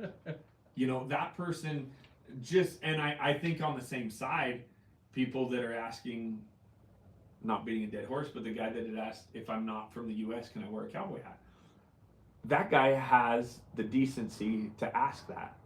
And he respects our way of life, or she, I don't know what, that person on there respects our way of life and respects the hat. And to me, I think that's the deepest thing, and we're doing some switching around here is, man, hats are so much more than hats. It's almost a religion. We talk about the hope, heritage, history, hard work when I talk about the H. If we worried more about the OGs of our industry and less about all the OOTDs, we'd be a totally different industry. But you got to look at this too. I got to think how long ago, 70 years ago, everyone wore a hat. Oh, yeah? If they left the house, they had a hat. Yep. Oh, yeah. And no matter what it was, they were wearing a hat. If you want a good read, I forget what it is, but there's a book about why Kennedy killed the hat. And John F. Kennedy was the first president sworn in not wearing an open robe. Yeah. And his wife was not wearing a hat. I don't think that's where it killed it. I don't think anybody cared at that point. However, you look back to when everybody wore a hat, and that generation, they all went and bought the same hat at the same hat store. First rainstorm, or had them shape it. They were usually softer, kind of Dress fashion weights. body, Yeah. dress weights, and went through that. But it meant so much more to them. Well, if you go from the 55 Chevy to the 57 Chevy and see how the cabs came down, and you go from all the pictures of those guys going in and out of the factories working every day, they had a locker and they put their hat in it. Well, as the Industrial Revolution changed and those guys started going into an office in a cubicle, they didn't have a locker to put their hat, they didn't change out. There started being a headrest on the back of the seat of the car. So the roof came down, the headrest came on, there became a seat belt. Mm-hmm. They weren't as free in the car. The cars got a little narrower, there wasn't a passenger seat, and kind of went through that. So there are some really interesting reads out there, but I think society just kind of grew away from it. And I wish society now that we're all wearing hats would go back to that and realize I will never tell somebody to take their hat off at a table. I have rules that I think separate me because I'm a hat maker and a hat shop owner. If there is somewhere safe to set my hat on the floor while I'm eating dinner, I'm setting it down there. Yeah. If I'm at a fast food restaurant, I'm probably not setting it down for some little kid to spill his drink in. Right. But when I introduce myself to a woman, I take my hat off and shake her hand. My boys have been kicked in the butt since an early age that they still flinch if they don't take it off. I'm not a big tip your hat, like that's respectful there. And when I go into church, I wear my hat into church. When I get into the sanctuary, I feel that my grandmother from heaven is going to smack me in the back of the head. And I know that if she didn't, my mom that's sitting beside me is going to. So I think the reverence of a hat has somewhat been lost. And I think as cowboys, it is our job to spread that. You know, when there's a kid wearing his hat somewhere, guess what, bro? Let his parents handle it. Or let him figure that out. But lead by example. Take your hat off, set it where it's supposed to be. Right. It doesn't matter if John Doe tips his hat to meet your wife. You do it and set the example. And I think if more of us would worry about that and what goes with the hat instead of what patches on the back or what names on the inside, you would see society change as a whole, because we're showing them that hat is more than a fashion device. I like it.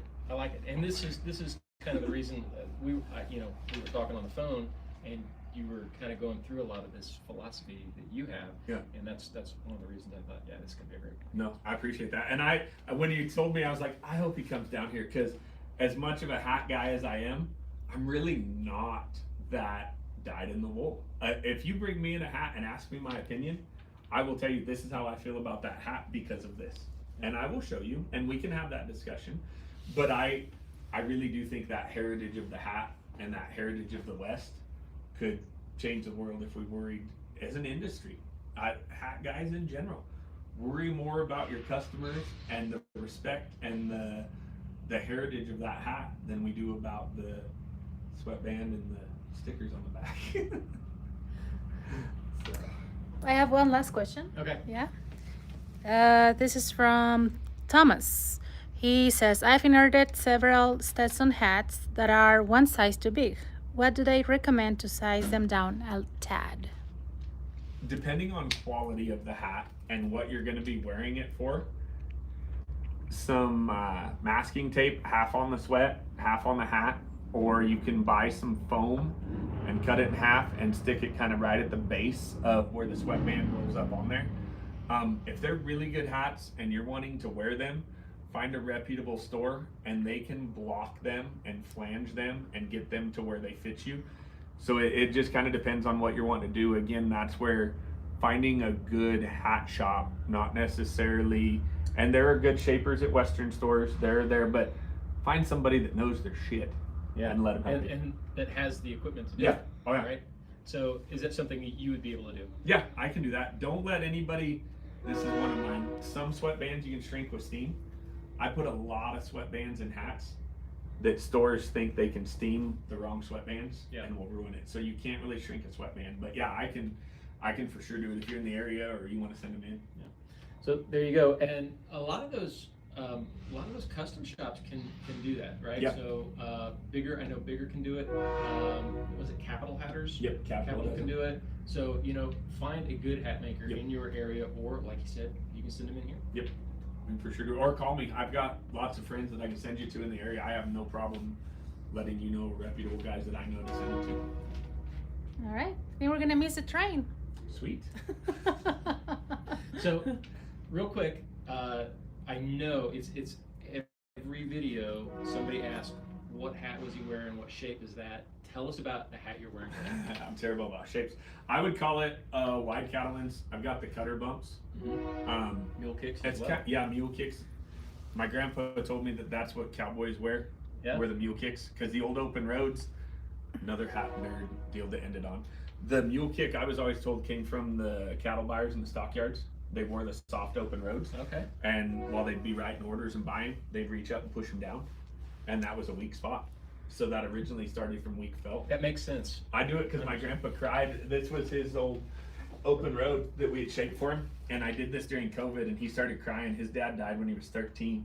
And he says, I've always wanted that in the front of a hat, but I never knew what to ask for.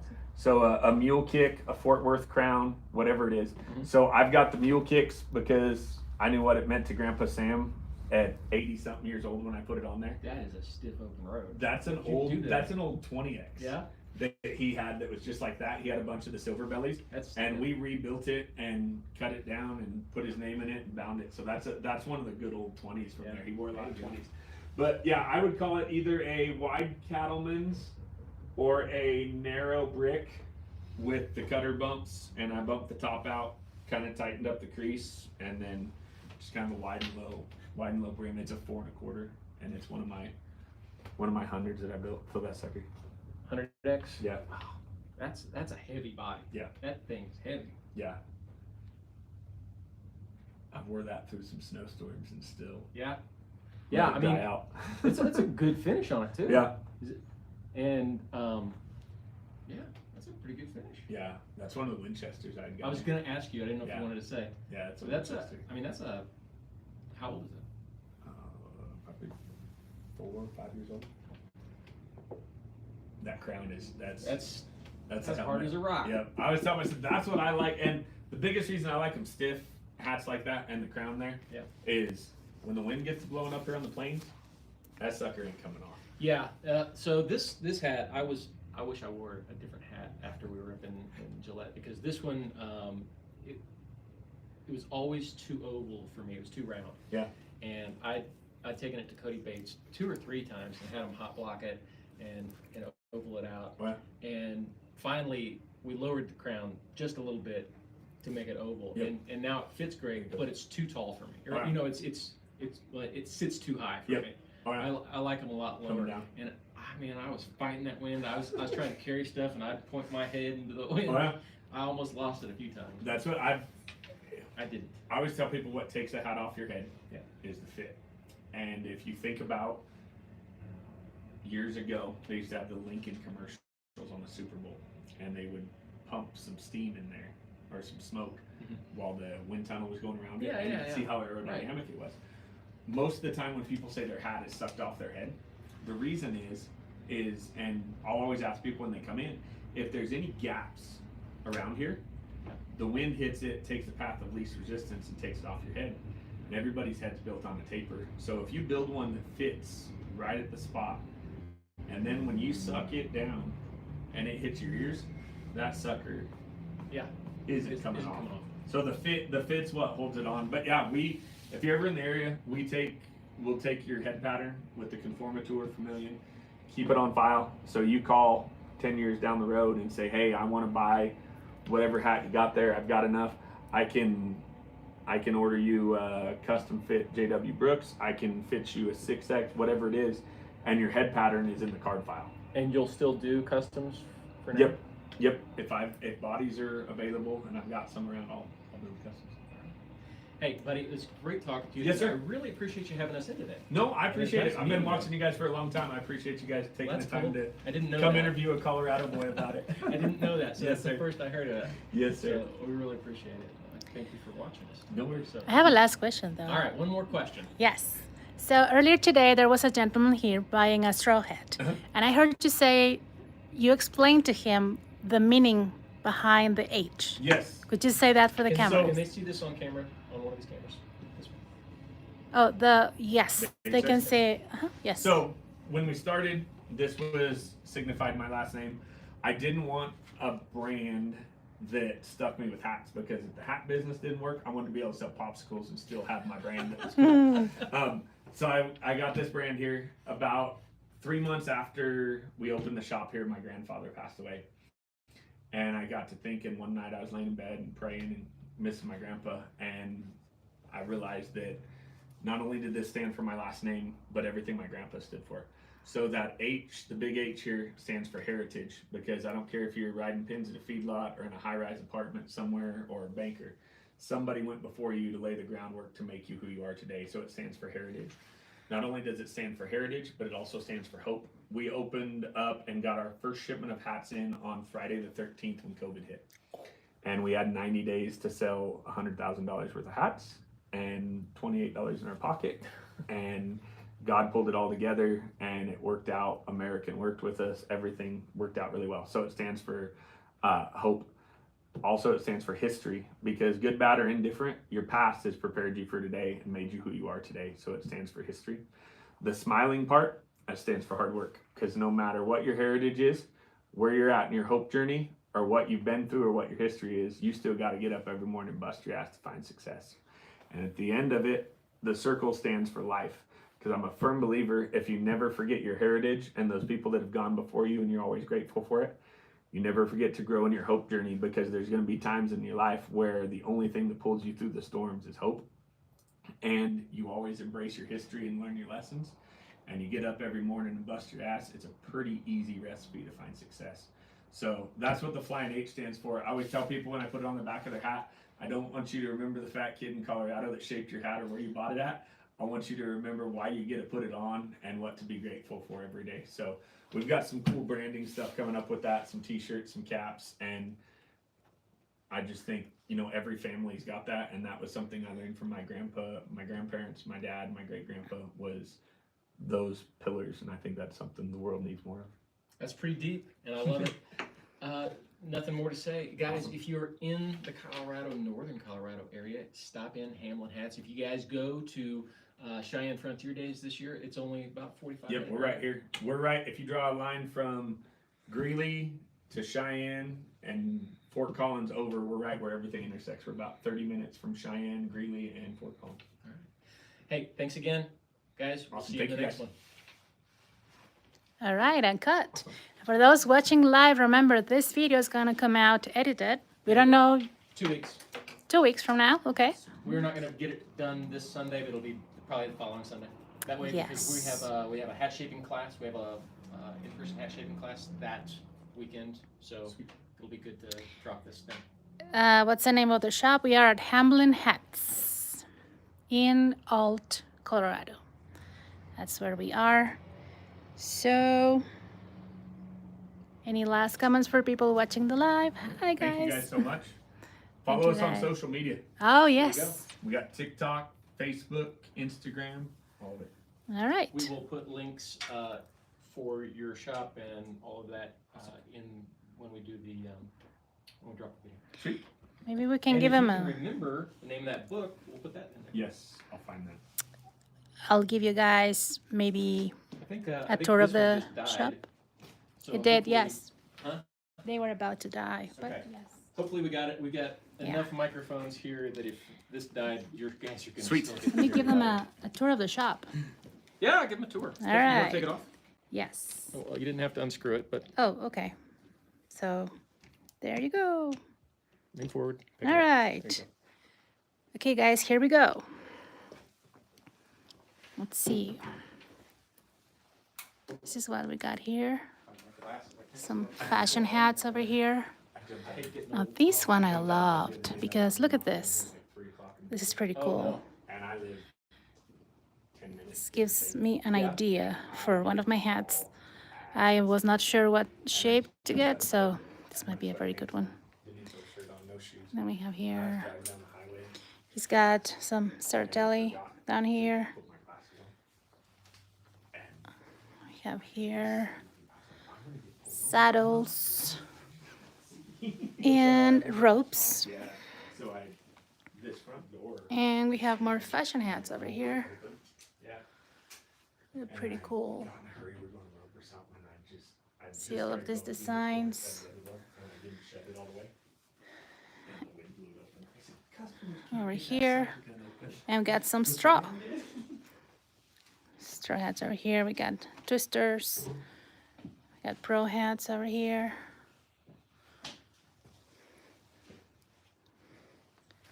And this is the hat bar. So yeah. This is where you get your hat shaped. What is it, Breckenridge? About 2 You hours? got 2.5? over here steamer. You're a good hour to Denver. Yeah. Got some Probably, hat shapes over I would here. say closer to 3.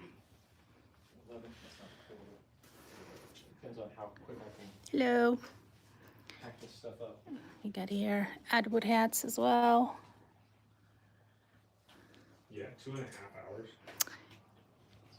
And this is the I don't first have to worry about snow change or anything. No, you should. first hat that Travis ever Yeah, made. it should be. That'd be the worst. That's the first one up there. Oh, sorry. Yeah. Over here? Yes, ma'am. That was the Kazakhstan hat. Oh, right. Okay, this one right here.